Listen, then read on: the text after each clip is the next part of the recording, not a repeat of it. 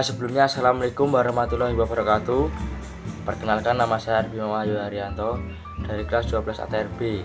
Di sini saya akan menjelaskan tentang kesimpulan, analisis serta refleksi dari bab 1 sampai bab 5, yaitu moderasi beragama, keterikatan Islam, iman dan ihsan, etos kerja, mawaris serta peran organisasi Islam di Indonesia.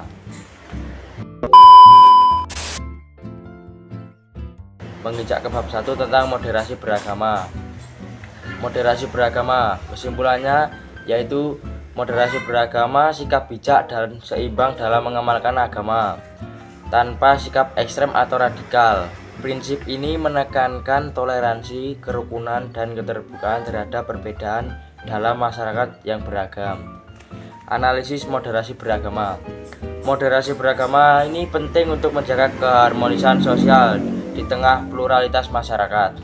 Sikap moderat mendorong individu untuk memahami agama tidak hanya dari sisi tekstual tetapi juga kontekstual, dengan menyesuaikan ajaran agama terhadap dinamika yang berkembang. Refleksi diri dari moderasi beragama. Dalam merefleksikan moderasi beragama, penting bagi setiap individu untuk mengevaluasi bagaimana sikap kita dalam menjalankan agama di tengah keberagaman yang ada. Contohnya saling menjaga kerukunan walaupun berbeda agama.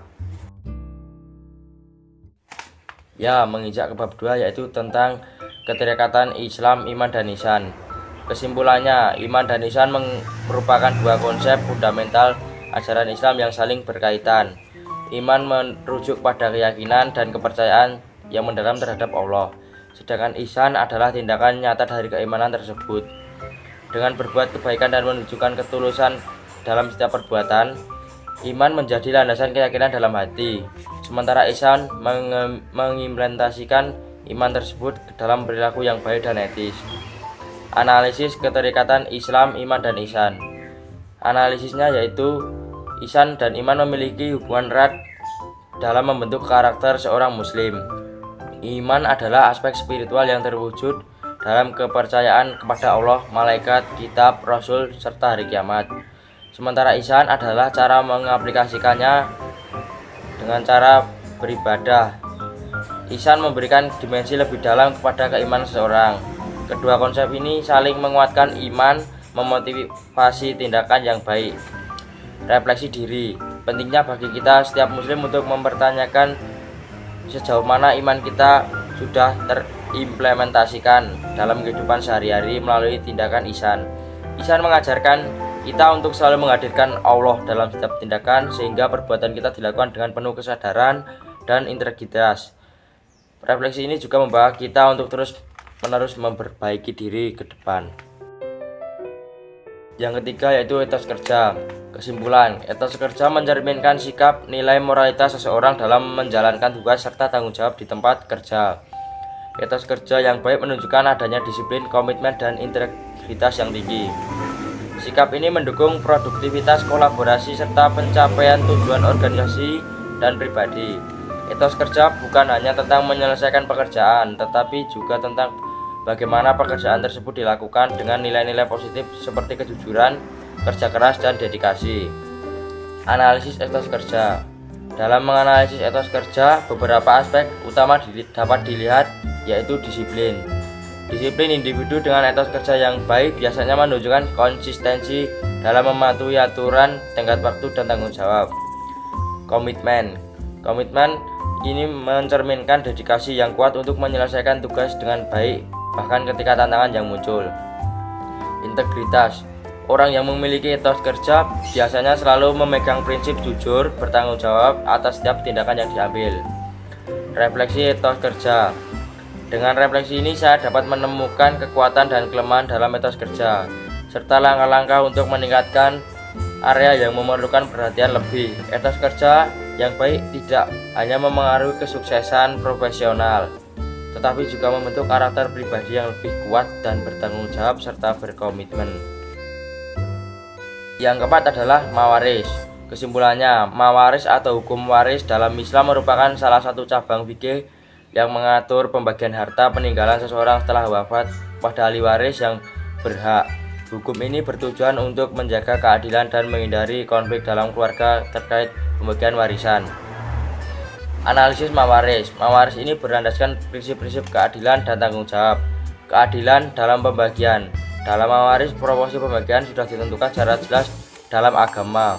Misalnya, anak laki-laki dapat mendapatkan 2 bagian, serta perempuan hanya mendapatkan 1. Meskipun sekilas terlihat tidak setara, dalam perspektif Islam, hal ini sejalan dengan tanggung jawab finansial yang lebih besar dipikul oleh anak laki-laki dalam memimpin keluarga, seperti menafkahi istri dan anaknya.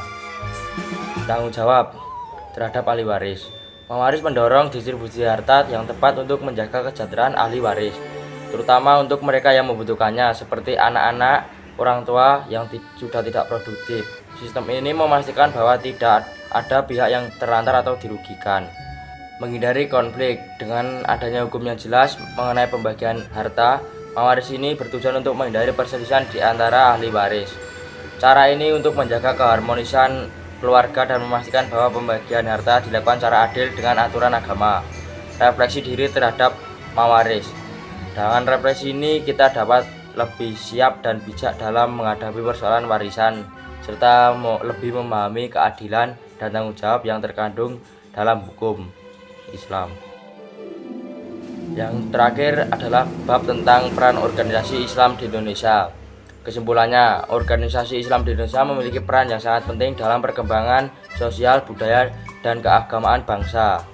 Mereka tidak hanya berfungsi sebagai lembaga dakwah, tetapi juga sebagai agen perubahan sosial yang berkontribusi pada pendidikan, pemberdayaan masyarakat, pembangunan ekonomi, dan pemeliharaan persatuan nasional.